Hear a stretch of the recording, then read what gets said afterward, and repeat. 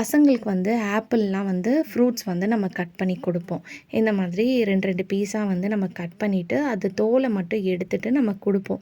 அது வந்து பார்த்திங்கன்னா உடனே வந்து கருப்பாயிரும். வீட்டில் இருக்கும்போது சாப்பிடும்போது கூட ஓகே. நம்ம ஸ்நாக்ஸ் கொடுத்து வைக்கும்போது அந்த டப்பாவில் போட்டு கொடுத்து வைக்கும்போது ஒரு மாதிரி பிளாக்காக அது கலர் சேஞ்ச் ஆயிரும். அந்த மாதிரி இருந்துச்சுன்னா பசங்களுக்கு அதை பார்த்த உடனே வந்து பார்த்திங்கன்னா சாப்பிட்றதுக்கு பிடிக்காது.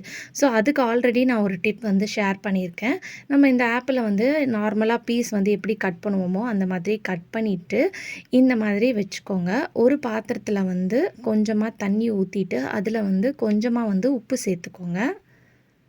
ஸோ இந்த மாதிரி உப்பு சேர்த்துட்டு, இதில வந்து இந்த ஆப்பிள போட்டு ரொம்ப நேரம்லாம் நம்ம ஊற வைக்கக்கூடாது.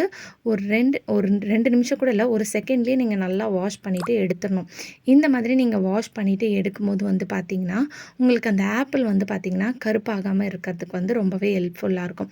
அதுக்கப்புறம் நீங்க இத எடுத்து ஸ்நாக்ஸ் பாக்ஸ்ல போட்டு குழந்தைங்களுக்கு நீங்க குடுத்து அனுப்பலாம்.